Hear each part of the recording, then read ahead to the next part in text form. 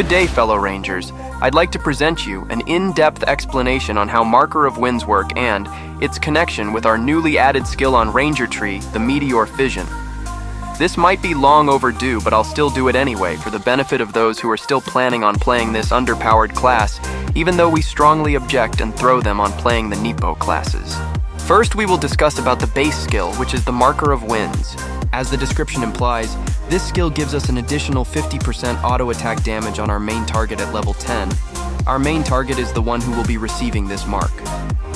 Now for the first branch, which is the Audience of Wind. At level 5, this branching skill gives us the ability to flee damage by 25%, which is kind of nonsense skill since our job is so squishy.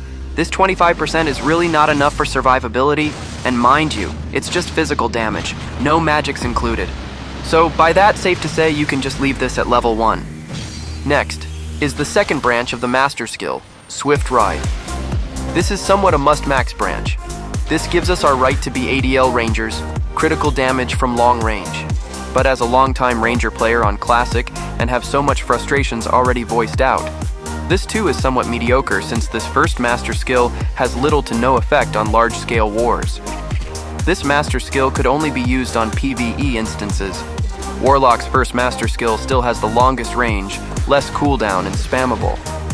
Lastly, the last and somewhat the second most important skill branch, Rise of Wind. This Rise of Wind gives us the ability to dish out additional arrows to surrounding enemies with critical damage. This slaughter attack is Fear Breeze, and it's just a wrong translation. But there's still a but, since they only allow us to hit 3 enemies at once. All in all, after all this time, ever since on Eternal Love, it seems like they just want us to excel on low-volume targets. The balance of jobs on player versus player is still far out of reach for us. We keep on voicing out, but they're still pumping Nepo class's ability to overpower every other job. Will they still be able to balance out or just make it worse? As a player who pays for their game and content, I really think that the bias and discrimination for other jobs is a lot. The balance is imbalance. By a lot. Imagine investing 200 million on master skills of an ADL and you cannot fully enjoy it on PvP.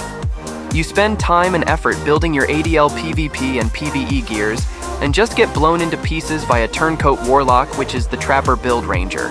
Seems like all the updates are for the Warlock's benefit. You might have already known the detection range of Harong Star when utilized by a Warlock. An ADL Ranger normally uses Master Skills 2 for PvP, and our attack range is 7.5 meters. Their incoming detection skill, 8 meters. What kind of an update is that?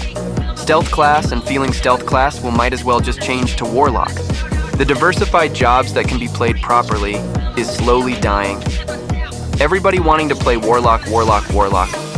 There's no hate in this. The devs are the ones who are responsible, not the players, who would want to continue playing when all you can feel is frustration when you play other classes.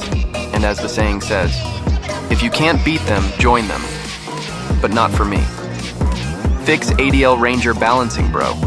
Play ADL Ranger on large-scale wars with top-tier enemies, and know how it feels since you somehow ignore our voices on C suggestions.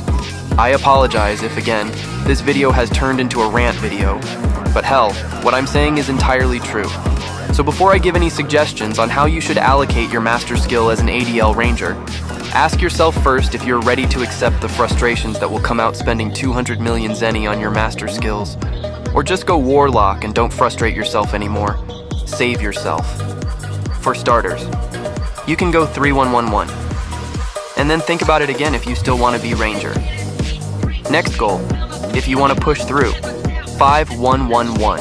Now, you will still be wondering if you want to push more. Might as well increase your AoE damage 5-1-1-5. By this moment, maybe you're already really frustrated because even though you have good gears, you will still get rejected. Are you still pushing through? If so, you can now max out your AoE damage first before maxing out the base skill. Go 5-1-1-10. This is to maximize your damage on large hordes of monsters.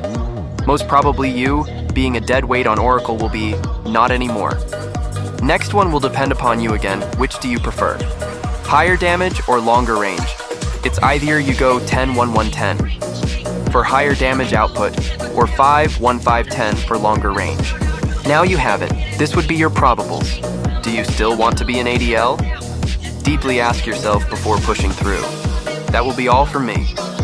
See you on the next one. Thank you for watching. Rangers forever.